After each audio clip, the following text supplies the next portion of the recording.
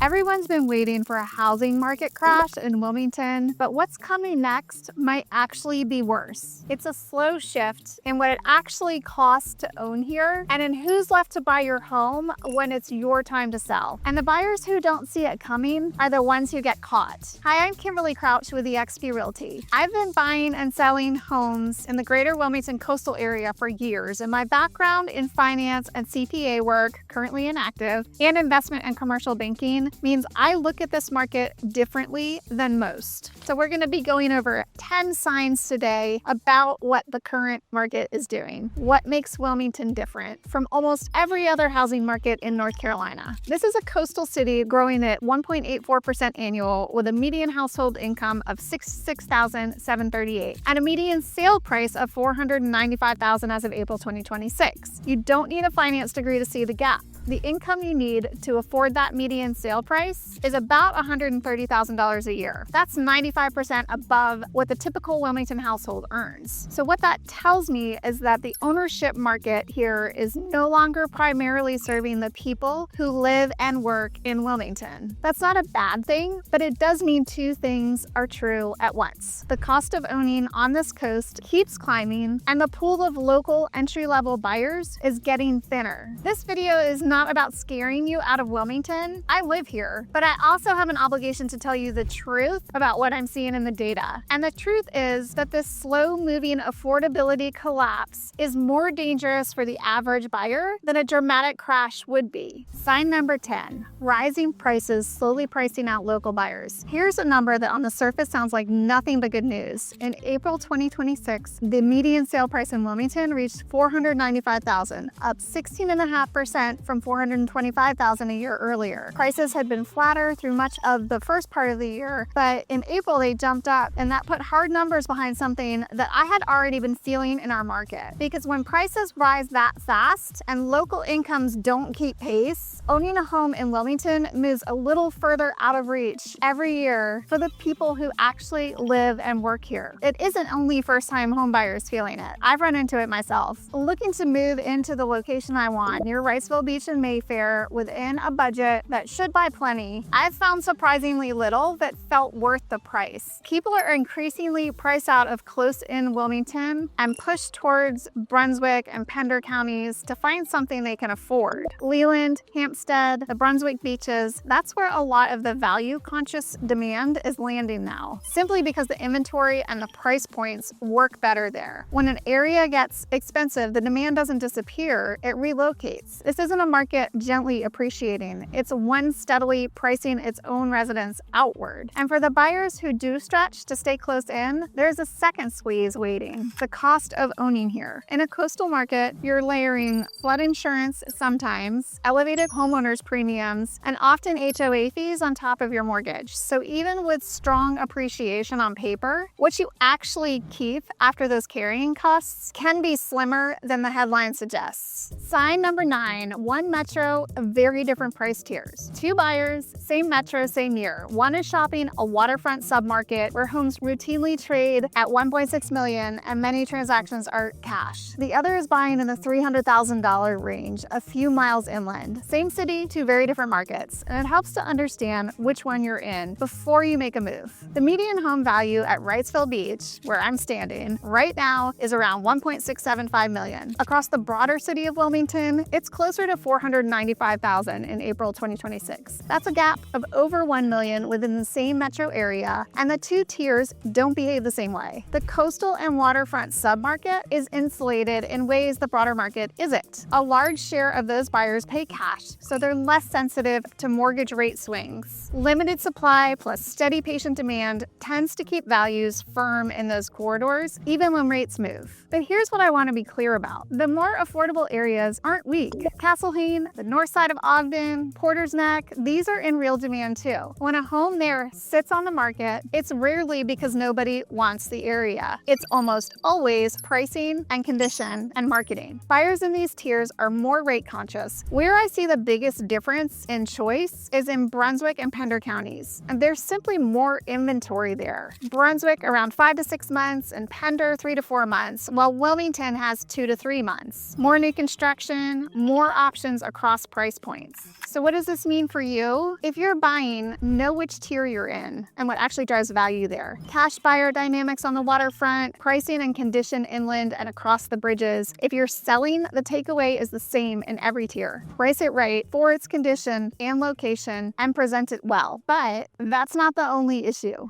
Sign number 8, mortgage rate lock-in creating artificial inventory shortage. Imagine you own a home in Wilmington. Your mortgage payment, just principal and interest and not including insurance, tax, and HOA fees, is somewhere around $1,400 a month because you locked in a rate below 4% in 2021. Today, if you sell that home and buy something comparable at the current average mortgage rate of 6.5%, your payment becomes closer to $2,400, again, before other expenses. That's the math most Wilmington homeowners are running right now, and it's why they're not moving. This is what we call the rate lock-in effect. Homeowners who got extraordinary rates during 2020 through 2022 are effectively frozen in place. They don't want to leave, not because the house is perfect, but because the financial penalty of leaving is enormous. The direct impact on you as a buyer is that inventory isn't building the way the headline numbers suggest. The months of supply in Wilmington is sitting at 2.8 months at the end of April 2026, level with the same time last year. That's still a seller's market with limited inventory and not much land left close in to meet demand. But the bigger issue is what kind of supply does exist. Much of the inventory in the Wilmington area is older homes, and the closer you get to Wrightsville Beach, the more expensive those homes become. New construction is available, but it's mostly 20 to 25 minutes towards Hampstead or to the west side of the city, not in the established neighborhoods near the beach where demand can be highest.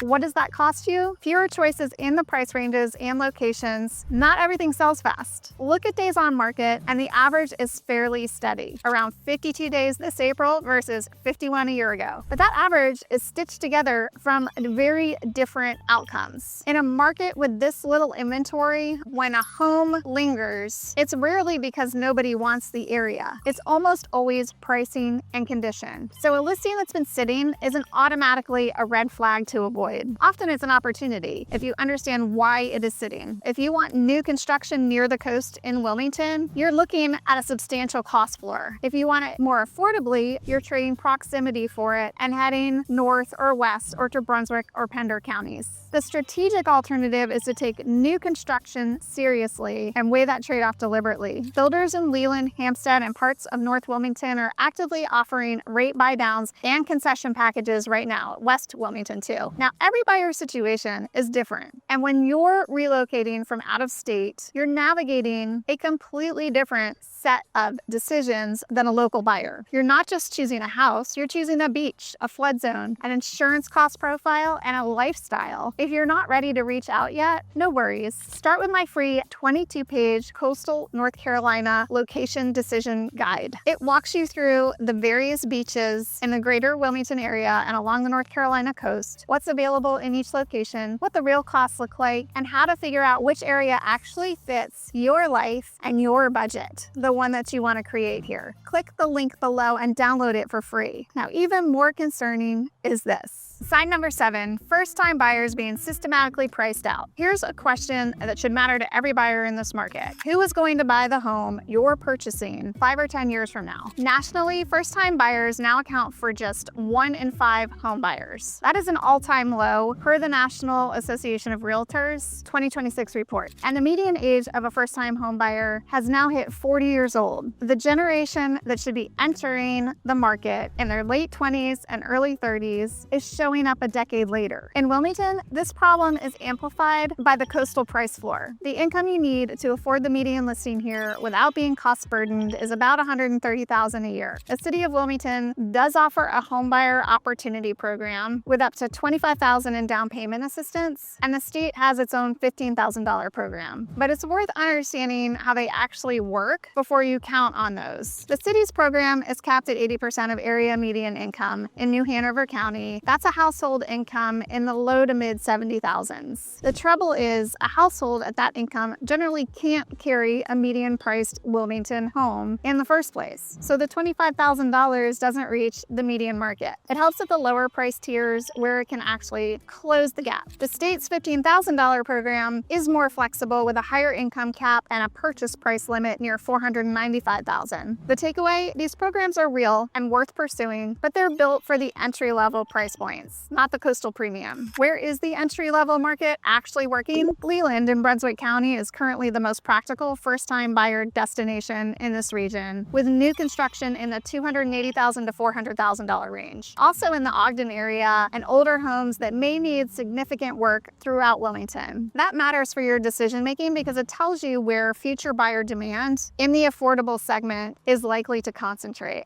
and where it isn't. Now, what's really troubling is sign number 6, infrastructure investments creating new winners and losers. Right now, 2 of the biggest infrastructure decisions in Wilmington's modern history are playing out simultaneously. And depending on which side of those corridors you buy, the long-term value difference could be significant. The first is the Cape Fear Memorial Bridge. This bridge connects New Hanover and Brunswick counties, and it's the critical artery for the south side of the market. The federal government has awarded $242 million towards its replacement, with another $85 million in state funding committed. More recently, a private company submitted a proposal in February 2026 to design, build, and finance and operate a roughly $1.18 billion 6-lane toll bridge replacement with an estimated $2.75 toll and a targeted timing of 2031. And Wilmington Urban Area Metropolitan Planning Organization gave its consent in March 2026 for NCDOT to assess that project, and they're expected to bring its analysis back to the board this summer. So this project is real, it's partially funded, and it's actively moving forward, though the private proposal is still in assessment, not final approval. The second is Amazon. Their robotics fulfillment center at Pender Commerce Park spans more than 3 million square feet of floor space and is on track for a fall 2026 launch. As of the latest update, the building shell is complete and Amazon is outfitting the interior with robotics. The facility is set to bring more than 1,000 jobs to the area at an average of $22 an hour, and economists expected to generate additional indirect jobs across the broader Wilmington region. Amazon is also building a separate last-mile delivery station at the same park, adding roughly 100 more jobs, a sign of how seriously the company is investing in this corridor. Now, you also need to watch for sign number 5, construction cost pricing out middle market. New supply builders in Wilmington want to build affordable homes. I believe that. The problem is they physically cannot, not at a price point that works for middle market buyers. Let me walk you through why. Custom home construction in Wilmington runs between $135 and $250 square foot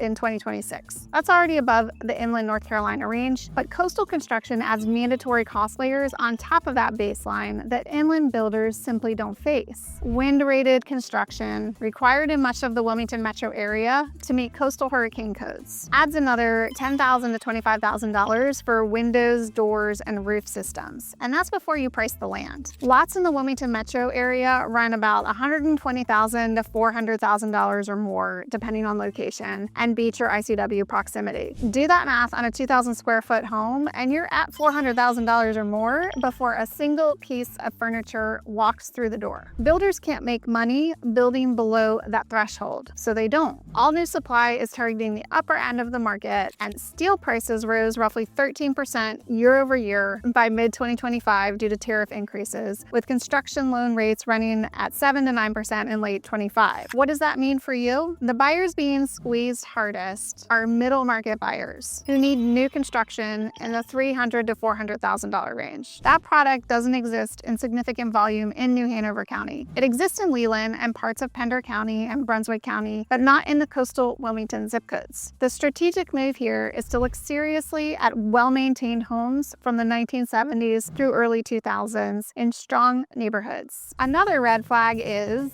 corporate relocation patterns shifting demand centers, Amazon doesn't just bring 1,000 jobs to Wilmington, it brings 1,000 reasons for housing demand to shift north along US 421. And if you're buying in a corridor without those anchor employers, you need to know that before you close. Between July 2019 and July 2025, the Wilmington Metro added 26,000 jobs, a 15% increase that ranks second in the state behind only Raleigh. This market's economic story over the past 6 years has been genuinely strong, but job growth in 2025 slowed, with several major sectors either shedding jobs or remaining flat. The headline employment strength is real, but it is not uniform. The employers driving growth here are concentrated. GE Hitachi Nuclear Energy, Thermo Fisher Scientific, Encino, Live Oak Bank are among the major anchors. Amazon's Pender Commerce Park facility opening fall 2026 concentrates significant new demand along the US 421 and North Wilmington corridor. The medical and biotech cluster around the Novant Health and Midtown Wilmington Health corridor continues to pull professional demand into specific zip codes north and east of downtown. What does this mean for your purchase decision? Every area that holds its value has a reason behind it. North and east of downtown, it's increasingly job centers. The fintech cluster, the health corridor, the Amazon corridor along US 421, toward the southern Brunswick beaches and across the river into Brunswick, it's coastal lifestyle, new construction, and infrastructure investment like the bridge. According to Wilmington Biz reporting in April 2026, here in Wilmington, we are outpacing Raleigh and Charlotte in job growth rate as of April 2026. That's a remarkable headline, but the growth isn't distributed evenly across every neighborhood. Strategy first, decisions with real costs in mind, means understanding which corridors are receiving that growth. Now this next one is critical.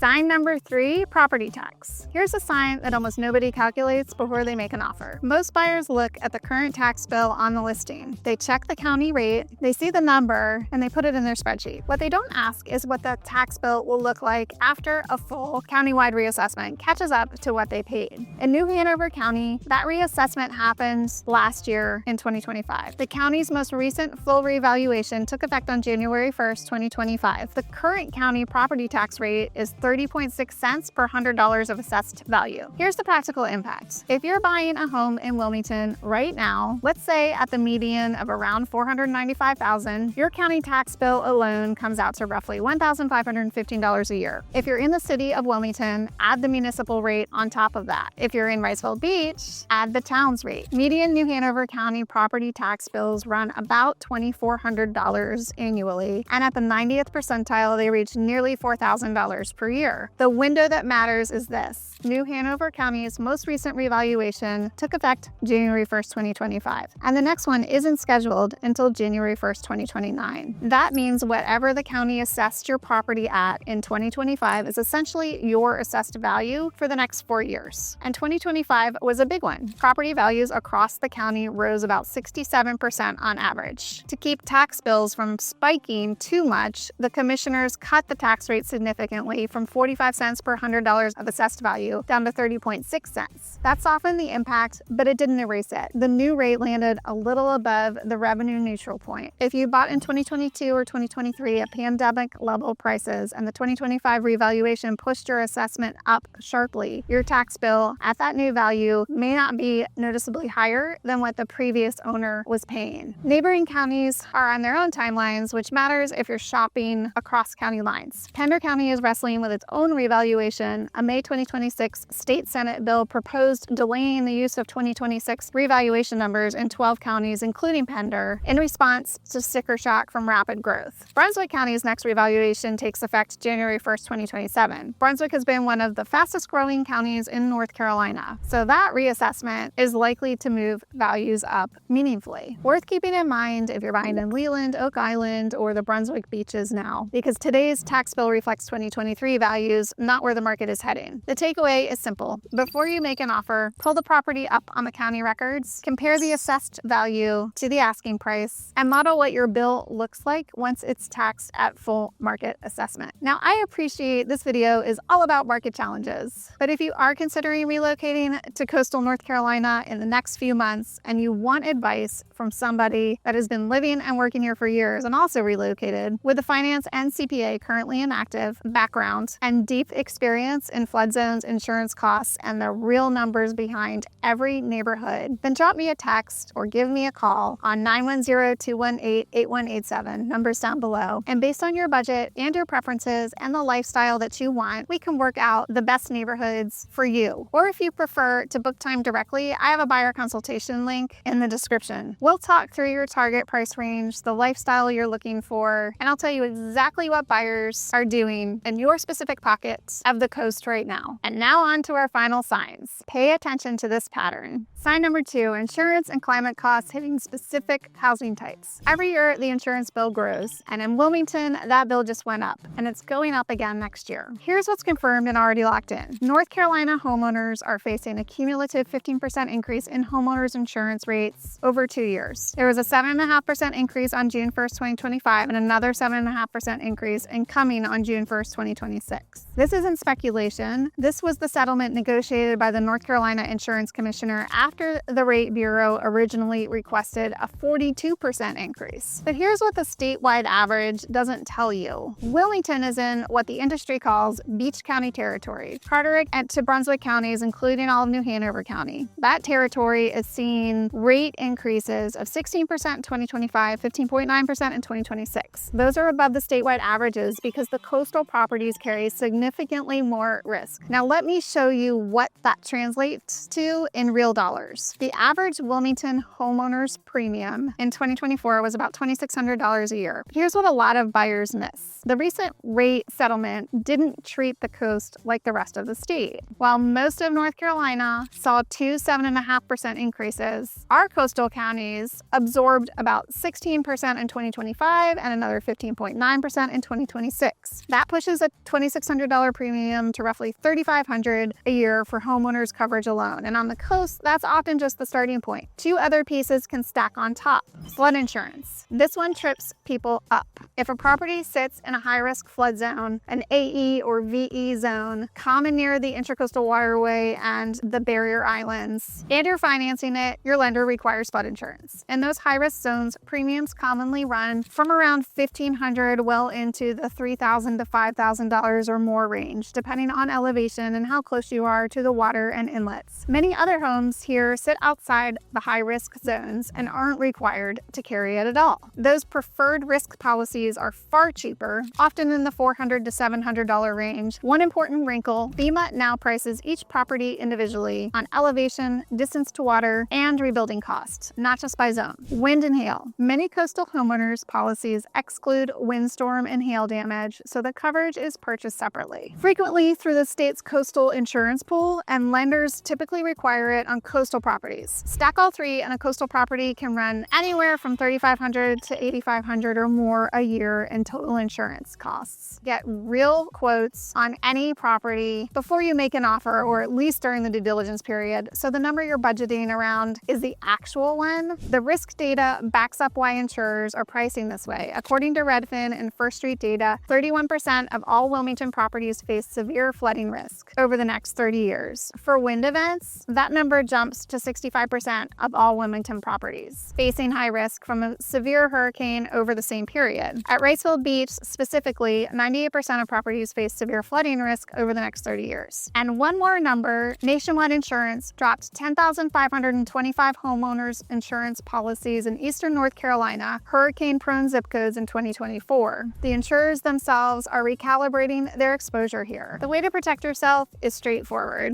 Get insurance quotes as part of your due diligence process or before you're under contract. Know the flood zone classification of every property you're seriously considering. Factor the total insurance stack, homeowners, flood, and wind and hail into your monthly budget from day one. Here's what most people miss. Sign number 1, demographic cliff approaching as millennials age out. The generation, millennials, that drove the biggest housing boom in American history is no longer buying starter homes. And in Wilmington, where the price floor is already above what local average incomes can support, that demographic shift has consequences that will play out over the next decade. The income required to purchase at Wilmington's median sale price of $495,000 without being cost burdened is about $130,000 a year. The metro median income is $66,738. The people who live and work here cannot sustain the ownership market on their own. It is structurally dependent on out-of-market buyers, retirees, and remote workers who bring external capital. That dependency works as long as the out-of active market buyer pool keeps flowing. Millennials, the largest home buying generation in American history, are now aging past the starter home segment. First-time buyers nationally account for just 1 in 5 of all home buyers, an all-time low. The median first-time home buyer age is now 40, and a generation behind them, Generation Z, is not an equal replacement. They are entering the workforce with lower incomes and higher debt loads than millennials had at the same age. 1 in 5 recent millennial buyers needed a cash gift from family to cover their down payment. 13% pulled